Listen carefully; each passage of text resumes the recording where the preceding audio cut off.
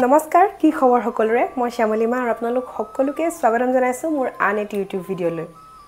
মাতটো একদম ভাঙি আছে দুদিন মানৰ পৰা একেবাৰে নাছিলে আজি অকনমান ওলাইছে আৰু এয়া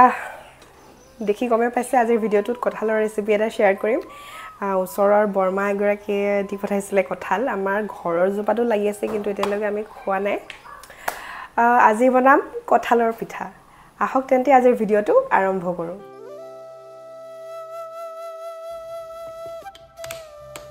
পকা কঁঠালৰ গুটিকেটা আতৰাই পিচি লৈ পিঠাগুৰি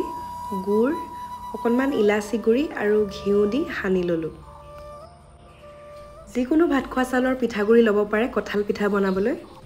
অকনমান ৰুকি লোৱা নাৰিকল ইয়াত দি দিলেও ভাল লাগে কেইটামান কঁঠাল পাতত এইদৰে মেৰিয়াই ভাপত দিম আৰু লগতে কেইটামান দিম কলপাতত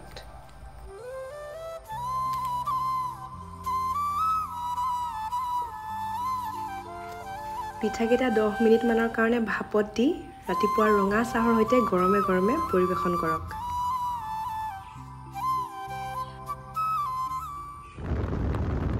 আৰু ব্ৰেকফাষ্ট কৰি আমি ওলালো লখিমপুৰলৈ বুলি বিশেষ এটা কামত আৰু লগতে লখিমপুৰত থকা মাইনুপেহীৰ ঘৰটো আমি সোমাই আহিম মা খুৰী ভাইটি আৰু লগতে আমাৰ টিকলা ৰুৱান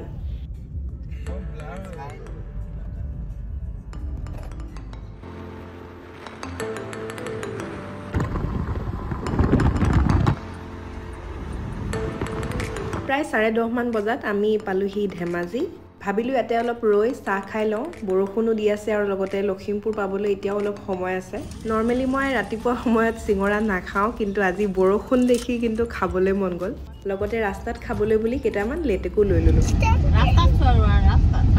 লখিমপুৰ পোৱাৰ আগে আগে এডোখৰ দেখিছেনে গোটেই পানী মেইন হাইৱেৰ ওপৰত পানী উঠি গৈছে পুৰা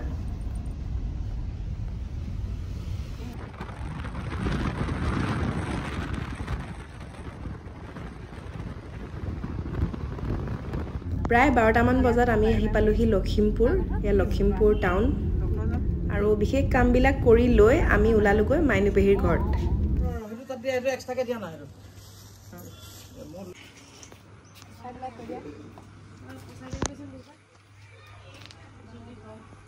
গলি